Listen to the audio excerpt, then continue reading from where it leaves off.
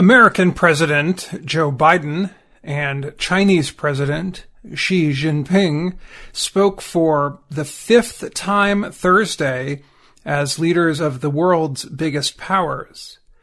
The call began at 12:33 UTC and ended more than 2 hours later. It comes as concerns are rising over the issue of Taiwan and the Russian invasion of Ukraine. The two leaders also disagreed on health, economic policy, and human rights issues. The latest dispute has been the possible visit of U.S. Speaker of the House of Representatives Nancy Pelosi to Taiwan. Pelosi would be the highest-ranking U.S. elected official to travel to Taiwan since 1997. Then Speaker Newt Gingrich visited the island when China was preparing to celebrate Hong Kong's return from Britain. The U.S. does not have official diplomatic relations with Taiwan, but continues informal relations and defense ties. Biden last week told reporters that U.S. military officials believed it was not a good idea for the speaker to visit the island now. China considers self-governing Taiwan a part of its territory. On Wednesday, a foreign ministry spokesman said such a visit could be met with forceful responses, and he added, "All ensuing consequences shall be borne by the U.S." Martin Chorzempa is an expert at the Peterson Institute for International Economics.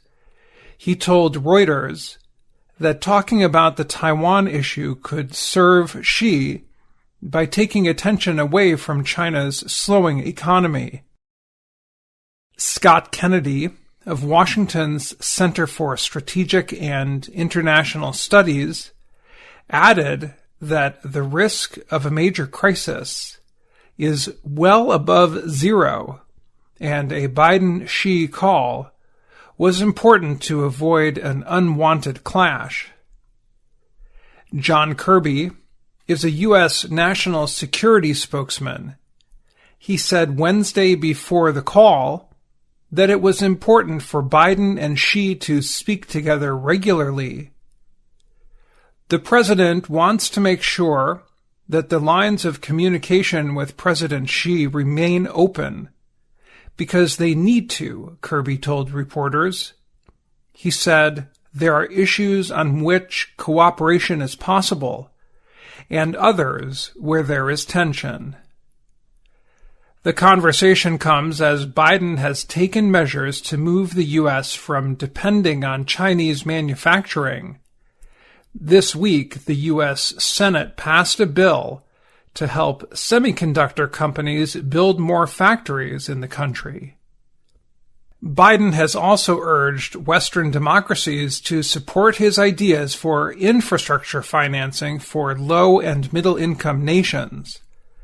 The move would be to balance China's Belt and Road Initiative, which aims to increase China's trade in new international markets.